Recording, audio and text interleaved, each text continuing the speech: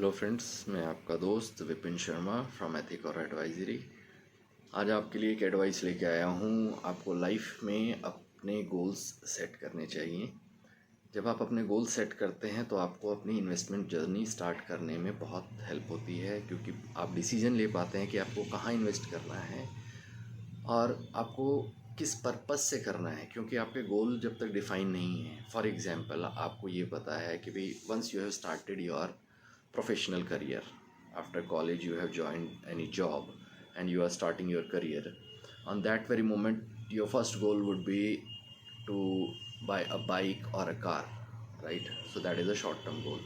उसके बाद आप सोचते हैं कि मुझे after 10 years I need to buy one home or I need to get married.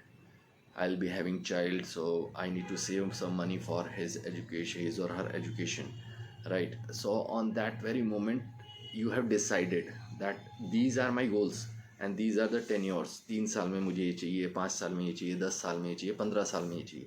तो जैसे आपके विज़न क्लियर होते जाएंगे वैसे ही आपकी इन्वेस्टमेंट जर्नी और आसान हो जाएगी। अब आपको इन्वेस्टमेंट के लिए क्या करना है? आपके पास बहुत सारे टूल्स हैं।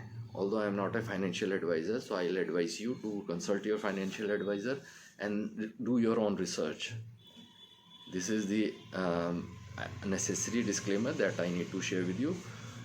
सो इन्वेस्टमेंट्स के लिए आप क्या कर सकते हो? लॉन्ग टर्म विजन है तो आप इक्विटी में भी डाल सकते हैं। आपने देखा होगा जब से शेयर मार्केट स्टार्ट हुई है तब से आज तक कभी भी आपने निफ्टी को ये नहीं देखा होगा कि वो जहाँ स्टार्ट हुई थी वो वहीं पे है। निफ्टी का level keep on growing year by year.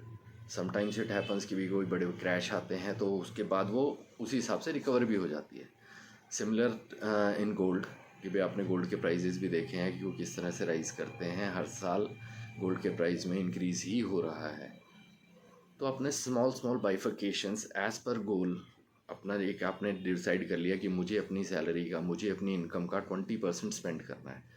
Then उस 20% को आप डिवाइड कीजिए in the tools based on your goals. क्योंकि आप ये देखेंगे कि भी अगर वो पैसा आपका घर में पड़ा है तो उस पर आपको कुछ इनकम नहीं हो रही है, वो वेस्ट है। अगर आपने कैश के तौर पे घर पे रखा हुआ है, अगर आपने उसी पैसे को अकाउंट में छोड़ा हुआ है तो आपको 2 से 3% मिल रहा है, उसका भी आपको कोई फ़ायदा नहीं मिल रहा है।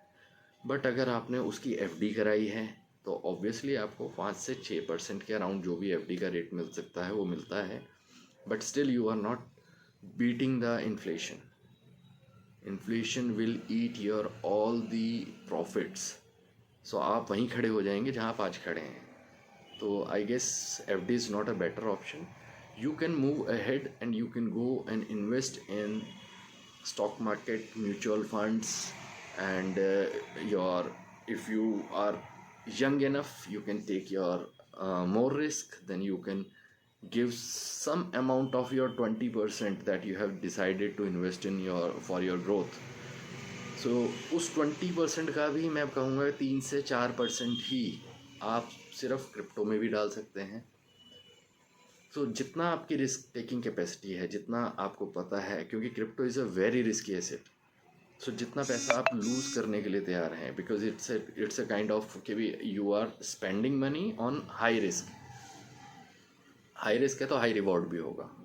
सो इसीलिए कुछ अमाउंट आप क्रिप्टो में भी इन्वेस्ट करें। क्रिप्टो में भी मैं आपको एडवाइस करूँगा कि only top 10 cryptos, right?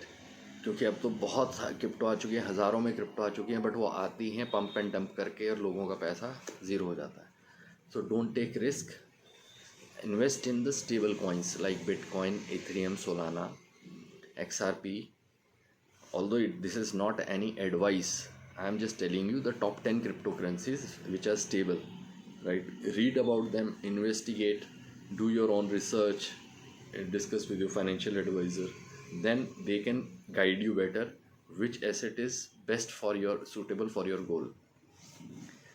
So think wisely, you will get returns and you will get good amount of money that you have not even think of, because compounding का magic आपको long term में ही मिलेगा।